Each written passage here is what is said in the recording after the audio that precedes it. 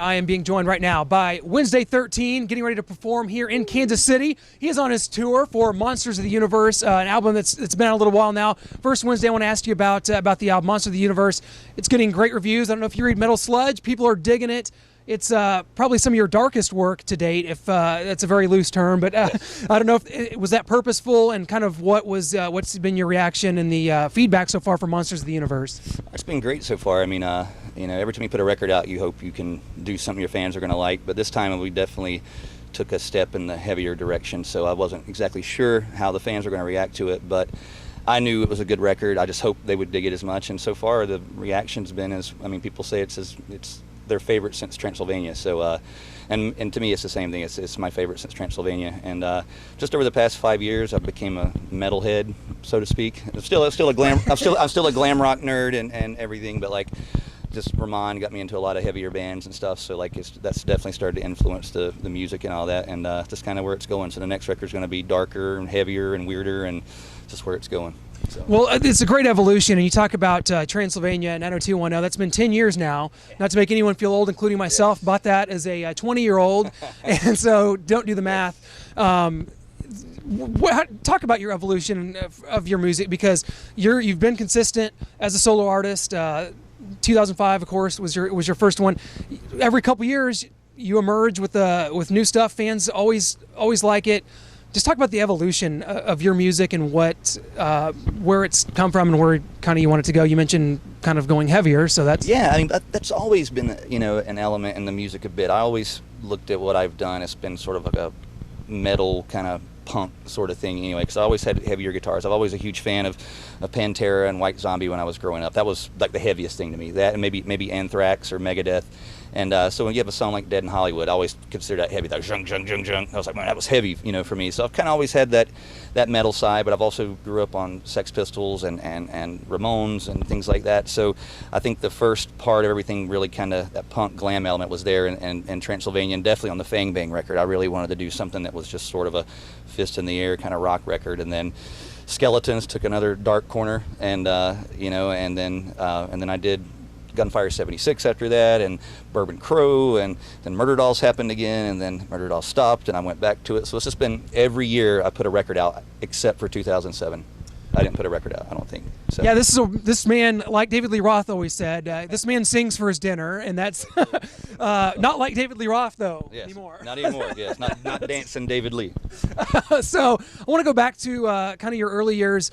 Was there a singular album, a concert you went to? Maybe, I know you've talked about growing up in North Carolina with kind of more conservative parents that didn't really maybe like your direction as far as musical taste goes, but was there a moment, maybe a concert that you went to that you snuck off to, or anything like that just like, that's it? Like Alice Cooper changed everything for me. I mean, when I was still playing with G.I. Joes when I saw an Alice Cooper commercial for the Nightmare Returns tour, and I think it was '84.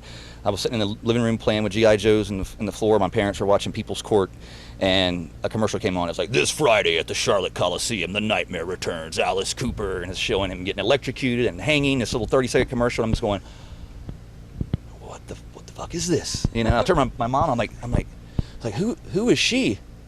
And my mom was like, oh, he's a devil worshiper. He bites the heads off chickens and snakes and all kind of stuff like that. And I'm like, wow, okay. So I remember I called up my friend, and I was like, you ever heard of this Alice Cooper? And he's like, yeah, my uncle has all his cassettes. I'm like, dude, bring him over to the house this weekend where our parents are going to be able to turn out the lights, and we'll listen to it because it's supposed to be evil. And I remember listening to Prince of Darkness in the dark and the Bible Belt in North Carolina, and I remember it scared the shit out of me. And when I realized that music could have a theatrical side to it, I was hooked, because I loved movies, and I had a good diet of G.I. Joe and Dracula in my life, and the monsters, and that's kind of always went hand in hand. And when I saw a band that could bring horror into music, I went, that's what I want to do. So Wednesday 13 was to do that. Be the 24/7 kind of horror rock thing is what I set out to do in the beginning. So because Cooper didn't do it all the time, he would have a couple songs here and there, Dead Babies, and then he'd have his other songs, House of Fire and stuff that wasn't like that. So I wanted to be that band that had the horror imagery 24/7, and that's kind of what I've done, and here I am. I don't know how many years later it's been. It's funny because the genres they mix so well. Horror and metal, it's just sort of a natural marriage, and that's something that I think that endears you to so many fans. Fans of Alice Cooper, Rob Zombie, even Kiss, bands like that are going to relate to you. Is there a horror movie out there, maybe an obscure one that you've wanted to maybe do a song about that haven't yet, that's just kind of out there, like, hey, I've always wanted to do a song about Sleepaway Camp 2, personally. Right. That's just an idea. You're welcome to it if that's one you want to try. I've wrote a lot of. I have yet to do a Freddy Krueger song, which I had one I've written a long time ago called Nightmare Man that may see the light of day one day. But I don't know. I would like to write a song about Slee Stacks from Land of the Lost. That was one of my favorite shows as a kid. So I'd like to do something weird about that. That or Swamp Thing. Something like that. So, yeah, I don't know. I've always been obsessed with, like, The Creature in the Black Lagoon is, like, one of my favorites. And I was obsessed with, like, green monsters and things like that. So the Slee Stacks that's my next song title I guess I'll have to come up with. So well, there it is. Can't wait to see that. Well, I want to go back to one thing that no one's actually, I don't think, ever asked you about. You're from Tobacco Road. Let's face it, you're from right in the heart of Tobacco Road. You've got Wake Forest, Duke, North Carolina, NC State. No one's ever asked, to my knowledge, at least in an interview I've seen, is Wednesday 13 a sports fan, and which allegiance would you shift to? I know you live in Hollywood now, but you're from that area. Yes. No, I've never really been into sports at all. I mean, my dad, since I can remember, has been into NASCAR, and that was kind of what was in my area, NASCAR. And it was always big, but it really blew up, like I guess after that Days of Thunder movie came out and everything. But so I don't know. I guess I didn't like it. I didn't like racing because you didn't like what your parents like. You wanted like stuff they didn't like. So, and my dad wasn't into anything else. It was just racing strictly. And my brother didn't care about sports, so I just basically played with GI Joes. And I never really gotten into sports at all. I don't know much about it. I like boxing. That's a okay sport for me. But yeah, you won't ever catch me at a sports game or anything for fun or anything. But not that you'd have time to anyway. I mean, it seems like no, not anytime soon. Yeah. Well, I want to talk about this. Of course, you've done two successful runs with the Murderdolls, 2002 and 2010, and those two albums and tours had a lot of success, a lot of critical, success. I'm sure you get asked this a lot. We went from a question you never get asked to one that you get asked every interview. Yes. Is that something that would ever be revisited? I would say right now, no. But I also said that about the second one, and I didn't think it would ever happen, but. Yeah, I mean, we had a good run the first and the second album, and just unfortunately, it didn't quite work out that last time, the touring wise, and we just stepped away from it, and that's kind of where it is. So I don't know if it'll ever get revisited. I don't have any ill will toward Joey or anything like that. We made a fucking awesome record. I love that record, and that's where it is. I feel like we went on a high note. We came back out and did one more record for everybody to kind of seal the deal on it, and it kind of sealed our fate at the same time. When I tell people, I was like, well, what happened? I go, well, you see that Nowhere video where we just drive off the cliff? That's kind of what we did, and so to speak. So that was a good way just to say, all right, that's where the Murderdolls went, off a cliff, and I don't know. Did we die? I don't know. Stay tuned. I can't wait for that. I'm riveted, sitting right here. Now, I want to ask you, because you're someone that's a fan of the genre. You talked about being a glam rocker, and I've always wanted to ask you what your favorite obscure hair band is. First of all, obscure, because we're not talking. We're not. We're talking Wingers, probably two up there for this conversation. We're talking about your favorite obscure one that maybe you kind of one of those bands you held around in your back pocket. You thought only you were a fan, and where do I start at? Right. Lillian Axe. Well, I love Lillian Axe. Love Lillian Axe. I would go. There was a label called Triple X Records, and they put out this band called the Ultras that were amazing. I still listen to it to this day. They put out this band called Motorcycle Boy. I was also a huge fan of the Zeros.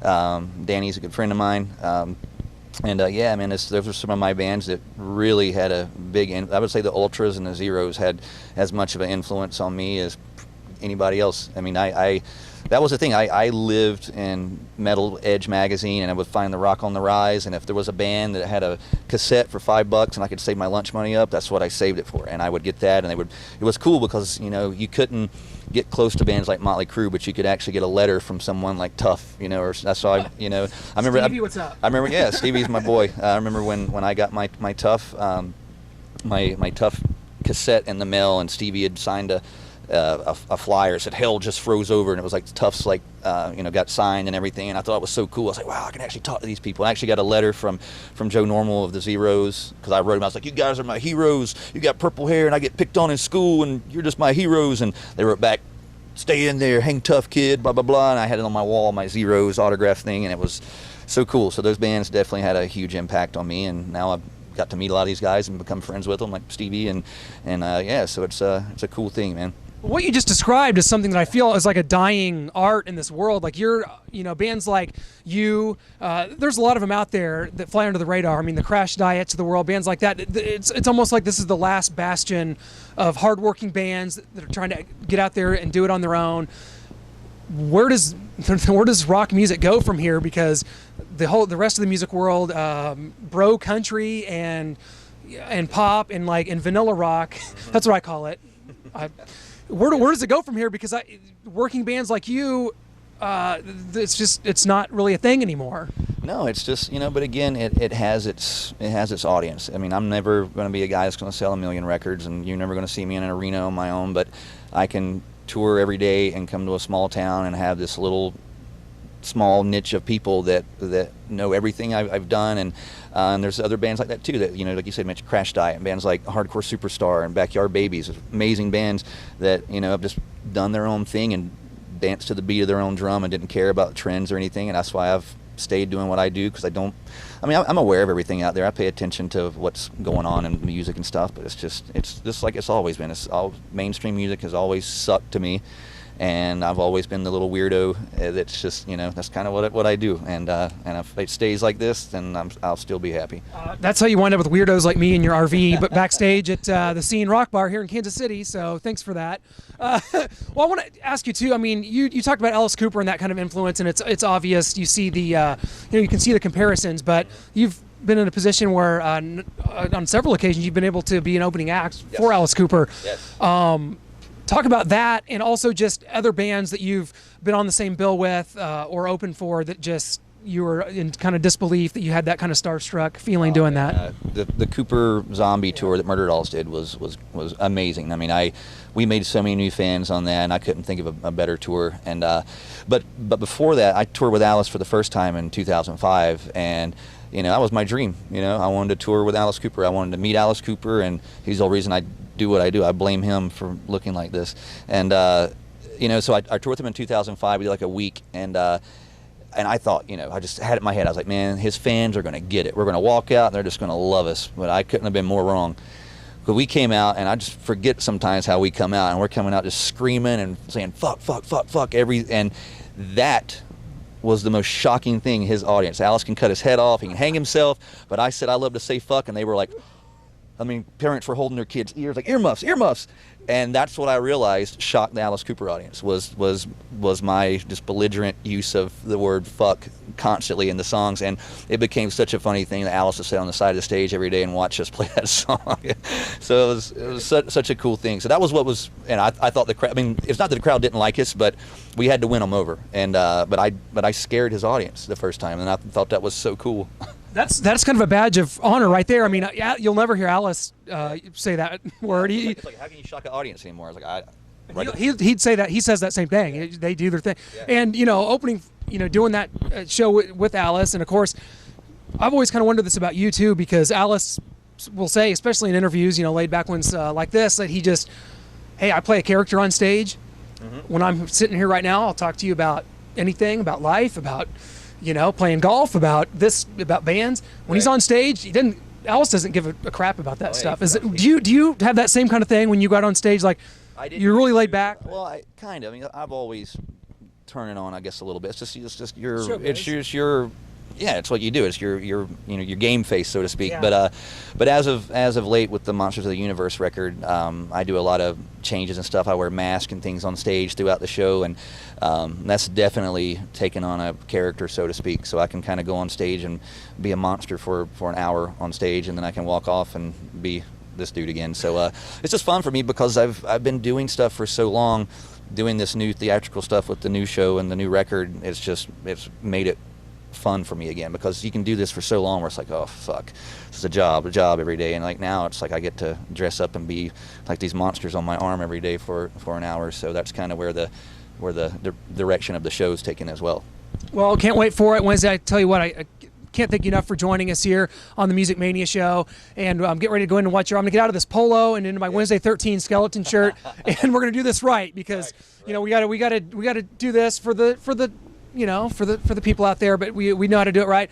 Wednesday 13, getting ready to take the stage here in just a couple hours here, Music Mania. Thanks so much, my man. Appreciate it. Thank you, man. Yep.